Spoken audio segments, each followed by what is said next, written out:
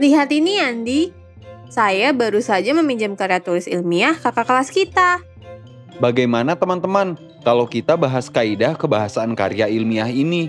Saya juga sudah menggandakan contoh karya ilmiah yang diterangkan oleh Pak Guru di kelas tadi. Baik, Andi. Saya tidak menemukan kata saya dalam karya ilmiah, tetapi kata penulis. Mengapa ya? Menurut saya, karena karya ilmiah bersifat objektif. Nah, untuk menunjukkan keobjektivitasan itu, pilihan katanya impersonal. Jadi, tidak boleh menggunakan kata saya atau kami.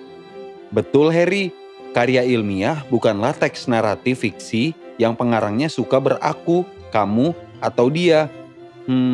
Apalagi ya kaidah kebahasaan karya ilmiah yang lainnya? Teman-teman, pasti kalian masih ingat pengertian kaidah kebahasaan. Kaidah kebahasaan adalah aturan tentang bahasa, yaitu penggunaan kata, kalimat, dan unsur bahasa lainnya pada suatu teks. Nah, Harry sudah mendapatkan satu kaidah kebahasaan karya ilmiah. Mari kita sama-sama analisis kaidah kebahasaan karya ilmiah lainnya. Kaidah kebahasaan karya ilmiah adalah aturan tentang bahasa, yaitu penggunaan kata, kalimat, dan unsur bahasa lainnya pada karya ilmiah. Menganalisis kaidah kebahasaan karya ilmiah adalah melakukan penyelidikan terhadap kaidah kebahasaan yang digunakan di dalam karya ilmiah untuk mengetahui keadaan yang sebenarnya tentang apa saja kebahasaan yang mencirikan karya ilmiah tersebut. Kaidah kebahasaan karya ilmiah adalah sebagai berikut. Pertama, kata ganti umum. Kata ganti umum adalah kata yang tidak impersonal atau tidak bersifat pribadi, seperti peneliti atau penulis. Hal ini tidak seperti karya sastra yang menggunakan kata ganti saya, dia, atau kami. Contoh pada teks, penulis mengambil dalil-dalil yang umum, kemudian dikembangkan menjadi dalil khusus. Kedua, kalimat pasif. Kalimat pasif dalam karya ilmiah merupakan cara lain untuk menyiratkan subjek penelitian. Dalam komunikasi ilmiah, penulis diharapkan sering mempergunakan kalimat pasif seperti pada contoh berikut. Pengubahan kalimat aktif menjadi pasif pada contoh sebelumnya. Lihat contoh di samping. Dalam penelitian ini, diambil dalil-dalil yang umum, kemudian dikembangkan menjadi dalil khusus. Ketiga, bahasa reproduktif. Pada karya ilmiah, tidak boleh menggunakan kalimat yang ambigu atau bermakna ganda.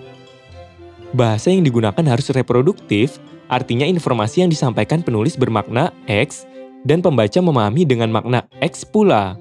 Contoh pada teks, perempuan pandai membangun suasana ramah menjadi tempat yang membuat orang nyaman berlama-lama di rumah, atau building a home. Contoh ambigu, perempuan pandai membangun rumah menjadi tempat yang membuat orang kerasan tinggal, atau building a home.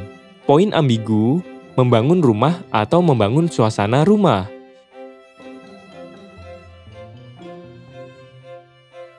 Keempat, bahasa lugas. Kata-kata dalam karya ilmiah diungkapkan secara eksplisit untuk mencegah timbulnya pemberian makna lain.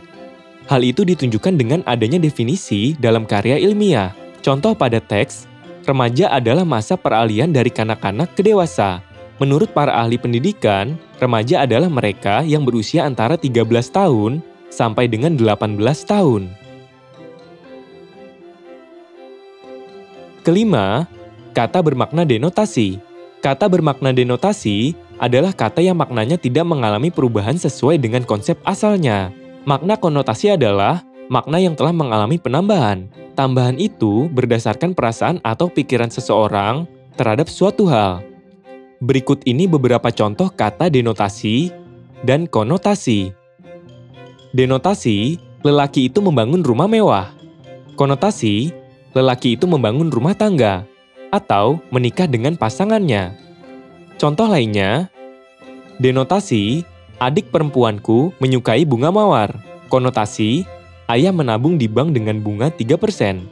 Atau, penambahan saldo setiap bulan sebanyak 3%.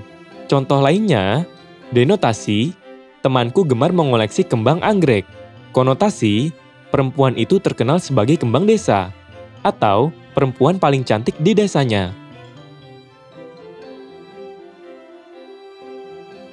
Berikut ini adalah kaidah kebahasaan karya ilmiah. Pertama, kata ganti umum. Kedua, kalimat pasif. Ketiga, bahasa reproduktif. Keempat, bahasa lugas. Kelima, kata bermakna denotasi.